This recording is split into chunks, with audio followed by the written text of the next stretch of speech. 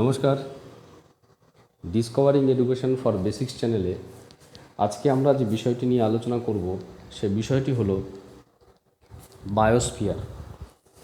এই বায়োস্ফিয়ার শব্দটি যদি বাংলা প্রতিশব্দ দেখা যায় তাহলে আমরা দেখব যে বায়োস্ফিয়ারকে আমরা জীবমণ্ডল বলে উল্লেখ করে থাকি।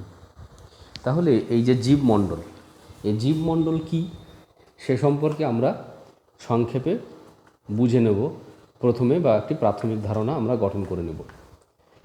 তো সাধারণভাবে আমরা জানি যে পৃথিবীতে যে সমস্ত উপাদানগুলি রয়েছে সেই সমস্ত উপাদানগুলিকে আমরা প্রধান দুটি ভাগে বিভাজন করতে পারি বা বিভক্ত করতে পারি। একটি উপাদানকে বলা হয় সজীব উপাদান এবং দ্বিতীয় উপাদানটিকে বলা হয় নির্জীব উপাদান। এই যে সজীব উপাদানগুলি তারা নিজেদের অস্তিত্ব টিকিয়ে রাখার জন্য কিংবা নিজেদের জৈবিক ক্রিয়াগুলি সম্পাদনের জন্য পরিবেশের বিভিন্ন নির্জীব উপাদান বা ভৌত উপাদানের উপর প্রত্যক্ষ বা পরোক্ষভাবে নির্ভরশীল। এই যে সজীব উপাদানগুলি, এই সজীব উপাদানগুলি পৃথিবীতে বিভিন্নভাবে বিভিন্ন রূপে বর্তমান থাকতে পারে বা থাকে। অর্থাৎ সজীব উপাদানের বৈচিত্র্যপূর্ণতা আমরা স্পষ্টভাবে দেখতে পাই। এই যে বৈচিত্র্যতা বা বিভিন্নতা, এই বিভিন্নতা আমরা দেখতে পাই প্রাকৃতিক বৈচিত্র্যতার জন্য। অর্থাৎ পৃথিবীতে যে প্রাকৃতিক বৈচিত্র্যতা রয়েছে বা ভৌত উপাদানের মধ্যে যে বিভিন্ন রকম বৈচিত্র্যপূর্ণ প্রভাব বা ক্রিয়াশীলতা আমরা দেখতে পাই, তার উপর ভিত্তি করেই আজকে আমরা জীব বৈচিত্র্যতা আমরা পৃথিবীতে দেখতে পাই বা বায়োডাইভার্সিটি আমরা দেখতে পাই। এই যে বায়োলজিক্যাল ডাইভার্সিটি বা বায়োডাইভার্সিটি বা জীব বৈচিত্র্য, তা বিভিন্ন কারণে হয়, বিভিন্ন উপাদানের জন্য হয়ে থাকে। তবে বায়োস্ফিয়ার বা জীবমণ্ডল বলতে সাধারণভাবে যে জায়গাগুলিকে নির্দেশ করা হয়েছে বা যে বিশেষ ডাইমেনশনগুলিকে গুরুত্ব দেওয়া হয়, তার মধ্যে তিনটি গুরুত্বপূর্ণ ডাইমেনশন হচ্ছে, যেমন এটি হচ্ছে লিথোস্ফিয়ার, একটি হাইড্রোস্ফিয়ার এবং আরেকটি হচ্ছে অ্যাটমসফিয়ার। এই যে তিনটি যে উপাদান, এই যে তিনটি যে ডাইমেনশন, তিনটি যে প্যারামিটার, সেখানে জীব কী অবস্থায় রয়েছে, তার জীবের জীবনচক্র কেমন রয়েছে, তার অভিযোজনের কৌশল কেমন রয়েছে ইত্যাদি সম্পূর্ণ বিষয় বস্তুকে নিয়ে আলোচনা করাই হলো জীবমণ্ডল বা সেই জীবকে নিয়ে যে একটি বিশেষ অবস্থা এই পৃথিবীতে গড়ে উঠেছে বা বর্তমান রয়েছে, তাকেই বলা হচ্ছে জীবমণ্ডল। এই যে জীব বা প্রাণ, আমরা জানি প্রাণ গঠনের জন্য অত্যন্ত আবশ্যক হচ্ছে 5টি মৌলিক উপাদান। তার মধ্যে থেকে আমরা দেখেছি যে এই প্রাণ, এই 5টি উপাদানের মধ্যে 3টি গুরুত্বপূর্ণ উপাদানে প্রাণের অবস্থান বা ক্রিয়াশীলতা বা সচলতা আমরা স্পষ্টভাবে দেখতে পাই। একটি উপাদান হচ্ছে বায়ু, অর্থাৎ বায়ুর মধ্যে আমরা প্রাণের অস্তিত্ব দেখতে পাই। আমরা জানি অনেক অণুজীব এই বায়ুর মধ্য দিয়ে এক জায়গা থেকে অন্য জায়গায় সঞ্চালিত হয়। আমরা জানি বায়ুর মধ্য দিয়ে বিভিন্ন বৃক্ষের বীজ এক স্থান থেকে অন্য স্থানে প্রবাহিত হয়। আমরা জানি বায়ুর বহমানতার মাধ্যমে বা বায়ুর মধ্যে যে অক্সিজেন বা বায়ুর যে সমস্ত উপাদানগুলি রয়েছে, কার্বন ডাইঅক্সাইড ইত্যাদিগুলির মাধ্যমে আজকে প্রকৃতিতে বিভিন্ন রকমের প্রাণীর অস্তিত্ব আমরা দেখতে পাই, এবং সে প্রাণীর বেঁচে থাকার মূল উপাদান বা কারণই হলো বায়ু। তাহলে এই বায়ুমণ্ডল বা বায়ুর উপর নির্ভরশীলতা বা বায়ুকে কেন্দ্র করে যে জীবের গঠন ইত্যাদি বিষয়গুলিকে নিয়ে আলোচনা করা, এর পাশাপাশি জল নামক একটি গুরুত্বপূর্ণ উপাদান রয়েছে, সে জল বা হাইড্রোস্ফিয়ার, সে জলকে নিয়ে যে বায়ুমণ্ডল গড়ে উঠেছে। আমরা জানি পৃথিবীতে 3 ভাগ জল এবং 1 ভাগ স্থল রয়েছে। এই যে জলের মধ্যে ছোট ছোট উদ্ভিদ রয়েছে এবং সেই উদ্ভিদগুলিকে খাদ্য হিসেবে গ্রহণ করছে, কিংবা সেই উদ্ভিদগুলো সূর্যালোকের উপস্থিতিতে নিজেরা খাবার তৈরি করছে। সেই খাবারগুলি গ্রহণ করছে ছোট ছোট জুপ্ল্যাঙ্কটনগুলি, ছোট ছোট পোকামাকড়গুলি, এবং সেই ছোট ছোট পোকামাকড়গুলিকে খাদ্য হিসেবে গ্রহণ করছে ছোট ছোট মাছ, তারপরে বড় মাছ, তারপর আরও বড় মাছ। এইরকমভাবে জলের মধ্যে আমরা দেখতে পাই একটি নির্দিষ্ট বা স্পষ্ট একটা বাস্তুতন্ত্র, একটা ইকোসিস্টেম। এই যে ইকোসিস্টেম আমরা জলের মধ্যে দেখতে পাই, এবং জলের মধ্যে এই ইকোসিস্টেম গড়ে ওঠার পেছনে একটি গুরুত্বপূর্ণ উপাদান হিসেবে কাজ করে জল বা বায়ুমণ্ডল।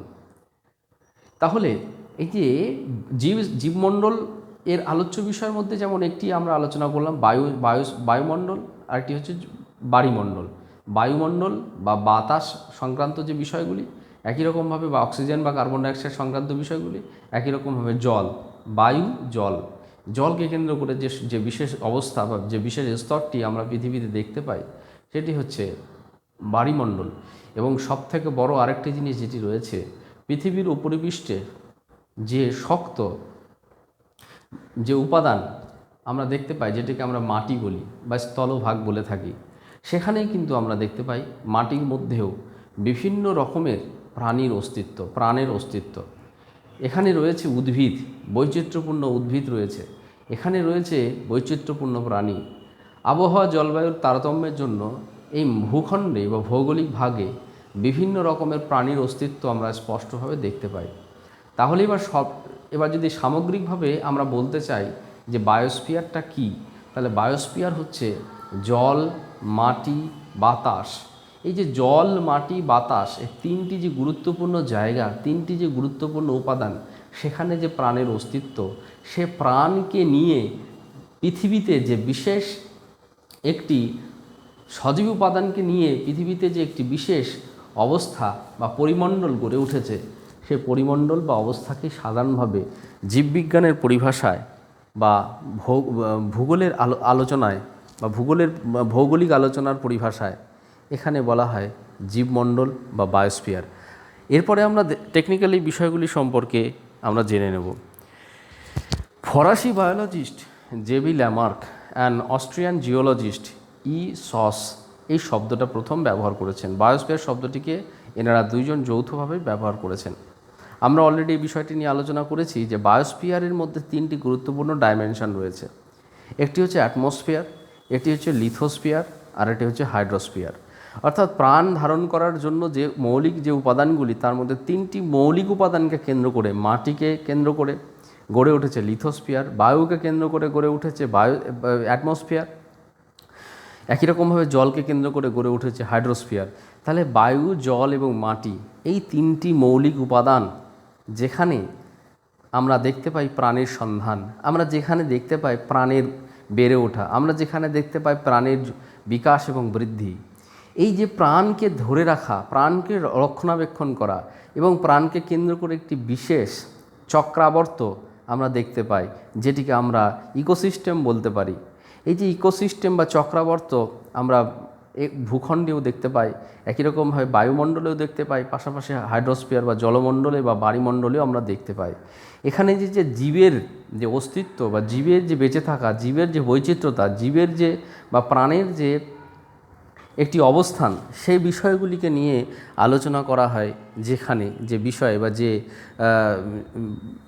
আলোচ্য বিষয়ের আলোচনার ক্ষেত্রে সেটিকে বলা হচ্ছে বায়োস্ফিয়ার। এবার আমরা আলোচনা করব আরও কতগুলি গুরুত্বপূর্ণ বিষয়। সেটি হচ্ছে যেমন বায়োস্ফিয়ার বলতে কি বোঝায় সেটি সম্পর্কে আরেকটু স্পেসিফিক আমরা আলোচনা করব। যেমন বলা হয়েছে এ narrow zone of earth in where all forms of living exist. বলা হচ্ছে বায়োস্ফিয়ার বলতে, সে জীবমণ্ডল বলতে এমন একটি জায়গাকে বোঝায় বা জায়গার অন্তর্ভুক্ত বিষয়বস্তুগুলোকে বোঝায়। অর্থাৎ ধরা যাক পৃথিবীর কোনো একটি নির্দিষ্ট পার্টিকুলার এরিয়াকে আইডেন্টিফাই করা হলো বা সেটিকে সিলেক্ট করা হলো, কোনো একটি জায়গা, সেটা হতে পারে 1000 বা 2000 বর্গ কিলোমিটার একটি জায়গা। সেই নির্দিষ্ট জায়গাটিকে আইডেন্টিফাই করার পর যখন সেই নির্দিষ্ট জায়গার মধ্যে যে বিভিন্ন রকমের জৈব উপাদান বা সজীব উপাদান বা প্রাণ বা জীব রয়েছে, সেগুলোকে যখন পুঙ্খানুপুঙ্খভাবে আইডেন্টিফাই করা, সেগুলিকে পুঙ্খানুপুঙ্খভাবে বিচার বিশ্লেষণ করা, একই রকমভাবে সেগুলিকে বৈজ্ঞানিকভাবে বিচার বিশ্লেষণ করার মাধ্যমে তাদের যে বৈচিত্র্যতা কিংবা তাদের যে প্রকৃতি, জীবের প্রকৃতি, সেই সম্পর্কে অনুশীলন করা বা সেই সম্পর্কে সিদ্ধান্তে পৌঁছানো এবং জীবের অবস্থান সম্পর্কে, সেই নির্দিষ্ট অঞ্চলের সেই জীবের অবস্থান সম্পর্কিত যে বিশেষ বৈশিষ্ট্য সিদ্ধান্তে পরিণত হয়, তাকেই বলা হচ্ছে বায়োস্ফিয়ার। তাই এখানে বলা হচ্ছে যে ন্যারো জোন অফ আর্থ, পৃথিবীর কোনো একটি সংকীর্ণ জায়গা বা ছোট জায়গাকে যখন আলোচনার সুবিধার্থে বা বৈজ্ঞানিক অনুশীলনের তাগিদে যখন পৃথিবীর কোনো একটি নির্দিষ্ট অঞ্চলকে চিহ্নিত করা হয় এবং সে চিহ্নিত করা যে অংশটি, সে অংশের মধ্যে যে বিভিন্ন প্রজাতির বা বিভিন্ন রকমের যে প্রাণী রয়েছে, প্রাণ রয়েছে, সেগুলিকে নিয়ে অনুশীলন করা হয় বা সেগুলিকে নিয়ে যে বিশেষ অবস্থান পৃথিবীর বা যে বিশেষ অবস্থা পৃথিবীর আমরা বুঝতে পারি, সেটিকে বলা হচ্ছে বায়োস্ফিয়ার। এরপরে বলা হয়েছে biosphere a narrow zone represents all forms of organism in where their elements are meet namely. যেমন বলা হচ্ছে এই যে ন্যারো জোনটা রয়েছে সেখানে কিন্তু আমরা বিভিন্ন রকমের অর্গানিজম বা প্রাণকে আমরা দেখতে পাই। সেটি আমরা দেখতে পাবো কোথায়? যেখানে এই তিনটি গুরুত্বপূর্ণ উপাদানের মিলন রয়েছে বা এই তিনটি গুরুত্বপূর্ণ উপাদানের সমন্বয় আমরা রয়েছে, সেই জায়গায় কিন্তু আমরা এটা দেখতে পাই। বায়ুর সমন্বয় রয়েছে, যেখানে বায়ু রয়েছে, জল রয়েছে, মাটি রয়েছে, এই সমস্ত বিভিন্ন রকম বিষয়গুলি রয়েছে এবং এই বিভিন্ন বিষয়গুলির সহচর্যে প্রাণের বৈচিত্র্যতা আমরা দেখতে পাই, সেটিকে বলা হচ্ছে বায়োস্ফিয়ার। এরপরে আমরা দেখে নেব যে কমনলি লিমিটস অফ বায়োস্ফিয়ার। বায়োস্ফিয়ারের পরিমাপের ক্ষেত্রে বা অনুশীলনের ক্ষেত্রে আমরা বলেছি কোনো একটি নির্দিষ্ট অঞ্চল বা নির্দিষ্ট একটি জায়গা এবং সেই জায়গার মধ্যে থাকা প্রাণের অস্তিত্ব এবং প্রাণের বৈচিত্র্যতা, সেটি সম্পর্কে অনুশীলন করা। এখানে বলা হচ্ছে যে বায়োস্ফিয়ারের জন্য যে অঞ্চলটিকে চিহ্নিত করা হয় বা যে ভূখণ্ডটিকে চিহ্নিত করা হয় তার এরিয়া কতটা। এখানে বলছে ভার্টিক্যালি অর্থাৎ অ্যাটমসফিয়ারের দিকে, পৃথিবীর দিকে বা পৃথিবী থেকে বায়ুমণ্ডলের দিকে দূরত্ব হতে হবে 10 কিলোমিটার এবং ভার্টিক্যালি অর্থাৎ হাইড্রোস্ফিয়ারে জলের দিকে হতে হবে 10.4 কিলোমিটার। একই রকমভাবে হরাইজন্টালি অর্থাৎ ভূখণ্ডের দিকে হবে, স্থলভাগের দিকে হবে, সেটি হবে 2700 ফিট। এই যে টোটাল জায়গা 2700 ফিট ভূখণ্ড, 10.4 কিলোমিটার্স, 10 কিলোমিটার্স হচ্ছে উপরের দিকে বায়ুমণ্ডলে, অর্থাৎ 10 কিলোমিটার হচ্ছে উপরের দিকে, 10.4 কিলোমিটার হচ্ছে জলের দিকে এবং 2700 ফিট হচ্ছে ভূখণ্ডের দিকে। যে জায়গাটিকে চিহ্নিত করা হচ্ছে সেটিকে বলা হচ্ছে বায়োস্ফিয়ার এবং সেখানে যে প্রাণ রয়েছে সে প্রাণকে যথার্থভাবে বিচার বিশ্লেষণ করা বা অনুশীলন করার যে পদ্ধতি, সেটিকে বলা হচ্ছে বায়োস্ফিয়ার বা বায়োলজিক্যাল অ্যানালাইসিস। এরপরে আমরা দেখে নেব বায়োস্ফিয়ারে আর কি রয়েছে গুরুত্বপূর্ণ বিচার্য বিষয়। Biosphere refers A narrow surface of earth to focus the maximum living organism. অর্থাৎ কী পরিমাণে জীব রয়েছে, অর্থাৎ পৃথিবীর কোনো একটি নির্দিষ্ট জায়গায় এবং সে জায়গার পরিমাণ আমরা বলে দিয়েছি যে সে বায়োস্ফিয়ারের আলোচনা যে জায়গাটিকে নির্দিষ্ট করা হয় সেটা হচ্ছে 2700 বা 2700 ফিট স্থলভাগ, 10.4 কিলোমিটার 10.4 কিলোমিটার জলভাগ এবং উপরের দিকে বায়ুমণ্ডল হচ্ছে 10 কিলোমিটার। এই এরিয়ার মধ্যে যে পরিমাণ লিভিং কম্পোনেন্ট বা লিভিং অর্গানিজম রয়েছে সেগুলিকে ফোকাস করার যে বিশেষ বিষয় সেইটিকে চিহ্নিত করে বায়োস্ফিয়ার, অর্থাৎ সেইটিকে বায়োস্ফিয়ার বলে চিহ্নিত করা হয়। 2 types of living organism represents the extreme side of the biosphere. আমরা জানি যে এই যে বায়োস্ফিয়ারের দু প্রান্তে অর্থাৎ প্রান্তিক বিন্দুর মধ্যে, অর্থাৎ যেখানে যেখানে হচ্ছে ম্যাক্রো এবং মাইক্রো কম্পোনেন্টের আমরা অস্তিত্ব দেখতে পাই। এখানে বলা হচ্ছে দুটো এক্সট্রিম সাইড আছে, অর্থাৎ উত্তর এবং দক্ষিণের মধ্যে বিস্তারের মধ্যে বা উত্তর এবং দক্ষিণের মধ্যে কিংবা পূর্ব বা পশ্চিমের মধ্যে যে একটা এক্সট্রিম সাইড আমরা দেখতে পাই যে কোনো অনুশীলনের ক্ষেত্রে। তো এখানে বলা হচ্ছে যে এখানে আমরা সবথেকে এক্সট্রিম যে কম্পোনেন্ট বা এক্সট্রিম লিভিং অর্গানিজমকে আইডেন্টিফাই করে থাকি বায়োস্ফিয়ারের অনুশীলনে, সেগুলিকে আমরা দুটো ভাগে ভাগ করতে পারি। একটি হচ্ছে algae, organism found on the surface of ocean. বলা হচ্ছে সমুদ্রের উপরিপৃষ্ঠে যে সমস্ত প্রাণী আমরা দেখতে পাই, প্রাণ দেখতে পাই, যেটিকে অ্যালগি বলা হয়, সেটি বা অর্গানিজমগুলোকে আমরা দেখতে পাই, সেটিকে বলা হচ্ছে অ্যালগি। এটি হচ্ছে একটি গুরুত্বপূর্ণ পার্ট, এটা গুরুত্বপূর্ণ লিভিং অর্গানিজম যেটা হচ্ছে বায়োস্ফিয়ারের একটি সাইডকে, এক্সট্রিম সাইডকে রিপ্রেজেন্ট করে। আরেকটি রয়েছে কি থার্মোফিলিক কথাটির অর্থটি হচ্ছে যে এমন কিছু কিছু ব্যাকটেরিয়া যারা 300 ডিগ্রি সেলসিয়াস পর্যন্ত সমুদ্রের একদম গভীরে বসবাস করতে পারে, এই ধরনের কম্পোনেন্টকেও কিন্তু আমরা এখানে বায়োস্ফিয়ারের মধ্যে বায়োস্ফিয়ারের এক্সট্রিম পয়েন্ট বলে আমরা চিহ্নিত করতে পারি। অর্থাৎ বায়োস্ফিয়ারে আলোচনা করতে গিয়ে আমরা একটা নির্দিষ্ট এরিয়ার কথা আমরা বলেছি যে 10 কিলোমিটার ঊর্ধ্বে অর্থাৎ বায়ুমণ্ডলের দিকে, সমুদ্রের দিকে 10.4 কিলোমিটার এবং স্থলভাগের দিকে 2700 ফিট, এই যে জায়গাটি আছে, তো এই জায়গাটির মধ্যে আমরা মানে সমুদ্রের সারফেসে যে জায়গাটি বা যে সারফেসে যে সমস্ত লিভিং অর্গানিজমগুলো রয়েছে, যেগুলিকে আমরা অ্যালগি বলি, সেটি হচ্ছে একটা এক্সট্রিম সাইট হিসেবে আমরা আইডেন্টিফাই করে থাকি বায়োস্ফিয়ারকে অ্যানালাইসিস করার জন্য বা আইডেন্টিফাই করার ক্ষেত্রে। এটা সর্বোচ্চ একটি পয়েন্ট হিসেবে চিহ্নিত করা হয়েছে হাইড্রোস্ফিয়ারে। একই রকমভাবে থার্মোফিলিক বলে এমন কিছু লিভিং অর্গানিজম রয়েছে বা ব্যাকটেরিয়া রয়েছে যেগুলি 3000 ডিগ্রি সেলসিয়াস পর্যন্ত সেলসিয়াস তাপমাত্রায় বেঁচে থাকতে পারে।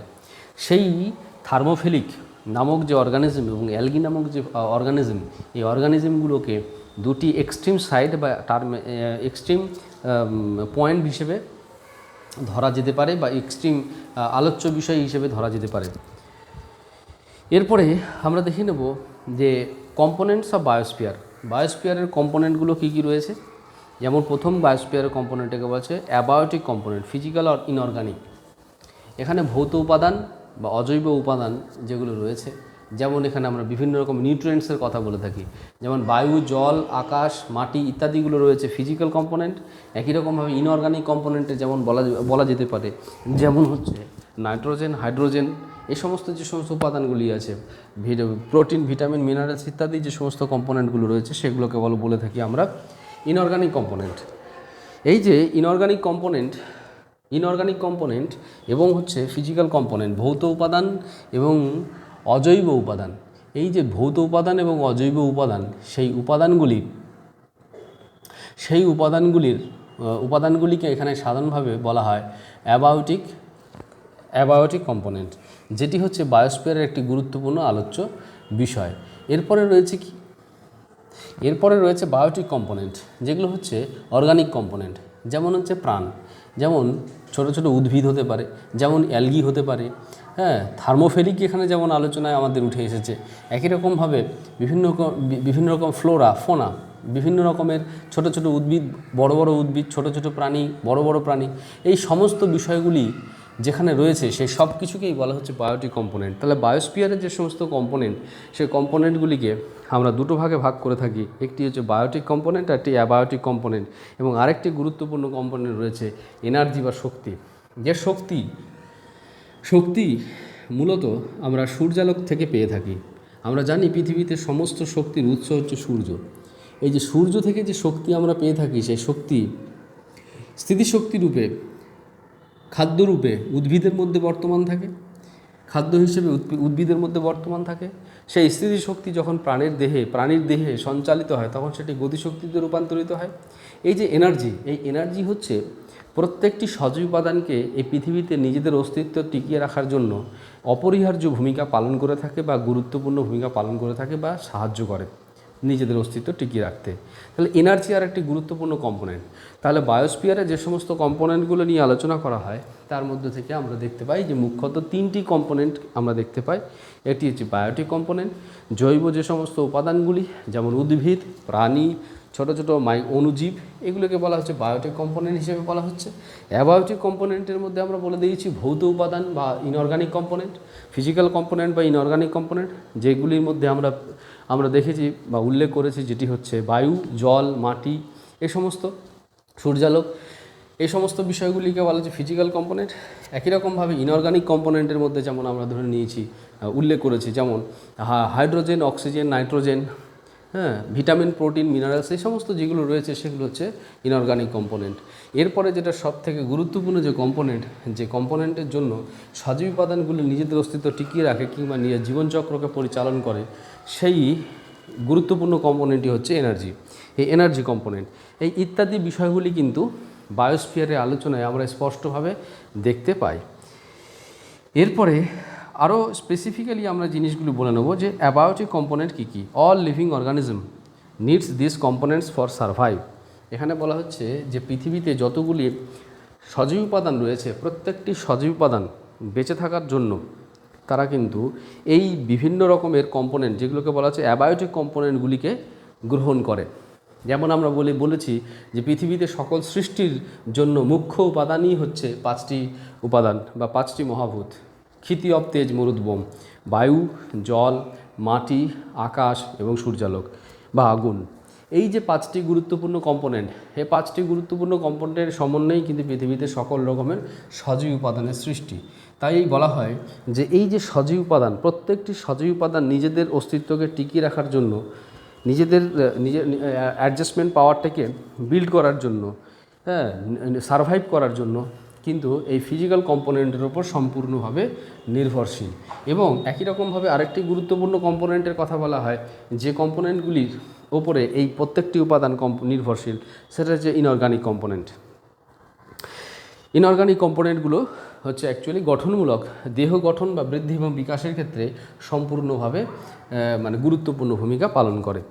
এরপরে যেটি রয়েছে লিথোস্ফিয়ার, আমরা যেটা নিয়ে অলরেডি আলোচনা করেছি। Lithosphere solid part of the earth surface, পৃথিবীর উপরিভাগের যে কঠিন স্তর যেটিকে আমরা বলি ভূখণ্ড, সে ভূখণ্ড একটি হচ্ছে গুরুত্বপূর্ণ অ্যাবায়োটিক কম্পোনেন্ট হিসেবে উল্লেখ করা হয়েছে। অ্যাটমসফিয়ার বা এয়ার বা বায়ুকে উল্লেখ করা হয়েছে এবং জলকে উল্লেখ করা হয়েছে, সেটি আমরা অলরেডি আলোচনা করেছি।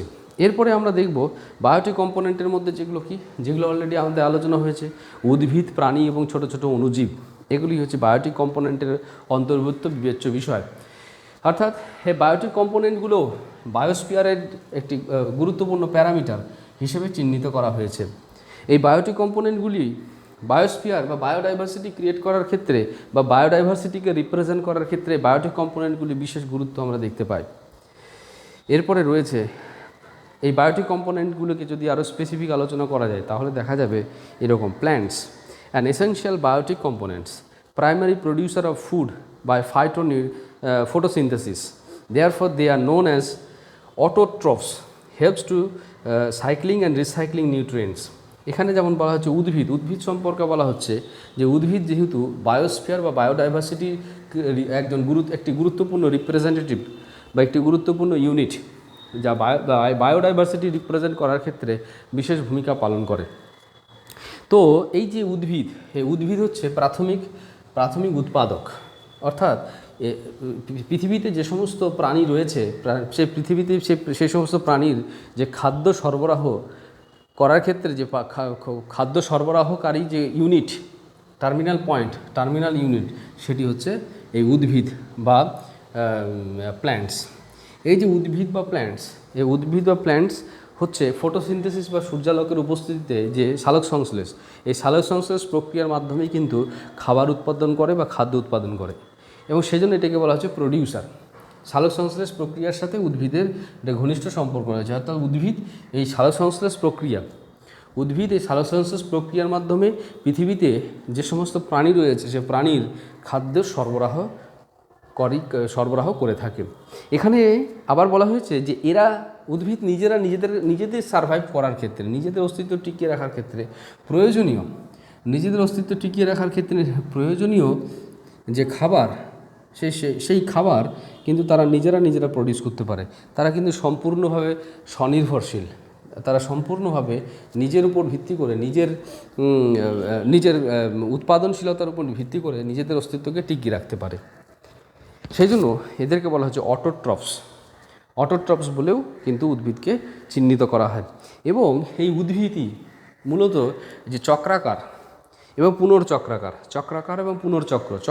পুনর্চক্র, সাইক্লিং এবং রিসাইক্লিং, এই যে দু রকমের যে প্রক্রিয়া রয়েছে, এই দু রকমের প্রক্রিয়া, অর্থাৎ এই যে দু রকমের প্রক্রিয়া বলতে কী বোঝাচ্ছে, এই যে সাইক্লিক ওয়েতে যে সমস্ত নিউট্রিয়েন্টস বা খাদ্যের যে সমস্ত উপাদান বা পৌষ্টিক তত্ত্ব, সে পৌষ্টিক তত্ত্ব বা খাদ্যের যে সমস্ত উপাদান, সেই উপাদানগুলিকে উদ্ভিদ থেকে প্রাণীর ছোট প্রাণী থেকে বড় প্রাণীতে এবং অবশেষে বড় প্রাণী থেকে আবার ভৌত উপাদানে মিশিয়ে দেওয়ার ক্ষেত্রে মেশানো হয় এবং সেই মিশে যাওয়া অর্থাৎ মাটিতে বা লিথোস্ফিয়ারে মিশে যাওয়া বা অ্যাটমসফিয়ারে মিশে যাওয়া বা হাইড্রোস্ফিয়ারে মিশে যাওয়া যে পৌষ্টিক তত্ত্ব, সে পৌষ্টিক তত্ত্বকে আবার পুনরায় খাদ্য হিসেবে সেটাকে ট্রান্সফার করতে বা সঞ্চালন করতে বা পরিবর্তন ঘটানোর ক্ষেত্রে উদ্ভিদই হচ্ছে একটি মুখ্য ভূমিকা পালন করে থাকে। সেই জন্য বলা হচ্ছে যে সমস্ত নিউট্রিয়েন্টস রয়েছে বা পৌষ্টিক তত্ত্ব রয়েছে, প্রোটিন রয়েছে, সে পৌষ্টিক তত্ত্ব, প্রোটিন ইত্যাদি যে বিষয়গুলি, সেই বিষয়গুলিকে সাইক্লিক বা অর্থাৎ চক্রাকার পদ্ধতিতে বা পুনর্চক্রাকার পদ্ধতিতে সেই উপাদানগুলিকে, নিউট্রিয়েন্টসগুলিকে ট্রান্সফার করার ক্ষেত্রে বা রেগুলেট করার ক্ষেত্রে যে মৌলিক ভূমিকা পালন করে থাকে তা হচ্ছে উদ্ভিদ, তা হচ্ছে প্ল্যান্টস। তা প্ল্যান্টসের এক্ষেত্রে একটি গুরুত্বপূর্ণ ভূমিকা আমরা দেখতে পাই। এরপরে আমরা দেখব অ্যানিম্যালস সম্পর্কে বলা হচ্ছে অ্যানিম্যালস কি, এরা হচ্ছে মূল বা মুখ্য কনজিউমার, এরা হচ্ছে মুখ্য খাদক, প্রধান খাদক। প্রাণী স্বতঃস্ফূর্তভাবে নিজেদের খাবার তৈরি করতে পারে না, সম্পূর্ণভাবে নিজেদের খাবারের জন্য তারা সম্পূর্ণভাবে নির্ভর করে উদ্ভিদের উপরে। এরা সেজন্য বলা হচ্ছে এরা হচ্ছে কনজিউমার, এরা সর্বোচ্চ খাদক, বা এখানে বলা হচ্ছে খাবারের জন্য সম্পূর্ণভাবে নির্ভর করে উদ্ভিদের উপরে। এবার বলা হচ্ছে use the organic matter or nutrients as a food. এখানে বলা হচ্ছে প্রাণী হচ্ছে এমন একটি উপাদান, জৈব উপাদান, যে জৈব উপাদান মূলত এই যে বিভিন্ন রকমের নিউট্রিয়েন্টসগুলোকে খাবার হিসেবে গ্রহণ করে কিংবা অর্গানিক কম্পোনেন্টগুলোকে খাবার হিসেবে গ্রহণ করে। অর্থাৎ অর্গানিক কম্পোনেন্টগুলোকে খাদ্য হিসেবে গ্রহণ করে থাকে যে সজীব উপাদান, তাকেই বলা হচ্ছে অ্যানিমালস। এবং বলা হচ্ছে এই যে অ্যানিমাল, এ কিন্তু এনার্জি ট্রান্সফরমেশনের ক্ষেত্রে কিন্তু মুখ্য ভূমিকা পালন করে। আমরা জানি ইকোসিস্টেম বা বাস্তুতন্ত্রের মধ্যে যে সবথেকে গুরুত্বপূর্ণ যে ইউনিটটি, একটি হচ্ছে উৎপাদক বা উদ্ভিদ। এবং সেই উদ্ভিদ থেকে ছোট ছোট প্রাণীর দেহে সে শক্তি সরবরাহ হয়। অর্থাৎ সূর্যালোক থেকে উদ্ভিদ গতিশক্তিকে স্থিতিশক্তির রূপে জমা রাখে এবং সেই শক্তি প্রাণীর দেহে সঞ্চালিত হয়, ছোট প্রাণীর দেহে সঞ্চালিত হয়, তারপর ধীরে ধীরে বড় প্রাণী এভাবে চলতে থাকে। অবশেষে সেই শক্তি আবার পৃথিবীতে বা ভৌত উপাদানে বা ভৌত পরিবেশে সেটি কিন্তু বিলীন হয়ে যায় মাইক্রো অর্গানিজমের মাধ্যমে। এইভাবে কিন্তু এনার্জি ট্রান্সফরমেশনের বিষয়টি কিন্তু আমরা প্রকৃতিতে দেখতে পাই। আর এই এনার্জি ট্রান্সফরমেশনের ক্ষেত্রে যে মৌলিক একটি মাধ্যম, সে মৌলিক মাধ্যম হিসেবে কিন্তু অ্যানিমেলসের বা প্রাণীর বিশেষ গুরুত্ব আমরা দেখতে পাই বা ভূমিকা আমরা দেখতে পাই। Utilise the energy for growth and development. তো এই যে অ্যানিমালস পৃথিবীতে আমরা দেখতে পাই, এই অ্যানিমালস বা প্রাণী তারা নিজেদের বৃদ্ধি এবং বিকাশের ক্ষেত্রে এই এনার্জিকে, যে এনার্জি মূলত কখনো কখনো উদ্ভিদের মধ্য থেকে সংগ্রহ করে, আবার কখনো কোনো প্রাণীর মধ্য থেকে, মুখ্য প্রাণীর মধ্য থেকে সেটা সংগৃহীত হয়। এই যে সেই শক্তি সংগ্রহের মাধ্যমে, সে শক্তিকে যথাযথভাবে কাজে লাগানোর মাধ্যমে বৃদ্ধি এবং বিকাশের কাজটি কিন্তু স্পষ্টভাবে সম্পন্ন হয়ে থাকে। এরপরে মাইক্রো অর্গানিজমসের কথা আমরা বলেছিলাম। সে মাইক্রো অর্গানিজমস কি? সে মাইক্রো অর্গানিজম মানে হচ্ছে সে সমস্ত ছোটো ছোটো ব্যাকটেরিয়া, ভাইরাস যে সমস্ত রয়েছে, যেগুলি কি করে মূলত এই যে সমস্ত বজ্র উপাদান বা অপাচ্য উপাদান প্রাণী প্রকৃতিতে পরিত্যাগ করে, বহিষ্কার করে, সেই উপাদানগুলিকে পুনরায় সেটিকে মাটিতে যথার্থরূপে মিশিয়ে দেওয়ার ক্ষেত্রে, সেই উপাদানগুলিকে আবার ভালো করে ডিজলভ করার ক্ষেত্রে যে বিশেষ উপাদানগুলি গুরুত্বপূর্ণ ভূমিকা পালন করে থাকে, সেই উপাদানগুলি হচ্ছে মাইক্রো অর্গানিজম। একই রকমভাবে যদি কোনো বৃহৎ ম্যাক্রো অ্যানিমালস এর ডেথ হয় বা মারা যায়, তাহলে কী হচ্ছে সেই মৃতদেহকে পচিয়ে দিতে বা গলিয়ে দিতে বা গলিয়ে দিয়ে সেই সমস্ত উপাদান, যে উপাদানগুলি সেই প্রাণী পৃথিবী থেকে সংগ্রহ করেছে বা পরিবেশ থেকে গ্রহণ করেছে, সেই উপাদানগুলিকে পুনরায় আবার প্রকৃতির বুকে বা ভৌত উপাদান বা ভৌত পরিবেশে মিশিয়ে দেওয়ার ক্ষেত্রে এই মাইক্রো অর্গানিজমের বিশেষ গুরুত্ব বা বিশেষ অস্তিত্ব, বিশেষ কার্যকারিতা আমরা কিন্তু দেখতে পাই। সেই জন্য এখানে বলা হচ্ছে মাইক্রো অর্গানিজম প্রকৃতিতে একটি গুরুত্বপূর্ণ রোল প্লে করে মূলত ইকোসিস্টেমকে পরিচালন করার ক্ষেত্রে বা ইকোসিস্টেমের স্থায়িত্বকে টিকিয়ে রাখার ক্ষেত্রে। এরপরে এখানে এ প্রসঙ্গে বলা হয়েছে consist a variety of micro bacteria fungi perform as a decomposer. এখানে বলা হচ্ছে ডিকম্পোজার হিসেবেই কিন্তু এরা মুখ্য ভূমিকা পালন করে। এই যে বিভিন্ন ছোট ছোট ব্যাকটেরিয়া, ফাঙ্গাস এ সমস্ত রয়েছে, তারা কিন্তু এই ডিকম্পোজার হিসেবে কাজ করে। অর্থাৎ এই যে প্রাণীর যে সমস্ত বজ্র উপাদান, সে বজ্র উপাদানগুলি প্রকৃতিতে বা ভৌত পরিবেশে মিশিয়ে দেওয়ার ক্ষেত্রে বা ডিকম্পোজ করতে সাহায্য করে। পাশাপাশি মৃত যে সমস্ত প্রাণী রয়েছে সে তার দেহগুলিকে পচিয়ে দিতে বা গলিয়ে দিতে, এই যে পচানো বা গলানোর যে প্রক্রিয়া, সেটিকে ডিকম্পোজিং প্রক্রিয়া বলে। সে ডিকম্পোজ করতে এই কিন্তু মাইক্রো অর্গানিজমগুলির বিশেষ ভূমিকা দেখতে আমরা পাই। এরপরে আপনারা মনোযোগ সহকারে বিষয়টি শুনছিলেন, তার জন্য আপনাদেরকে ধন্যবাদ।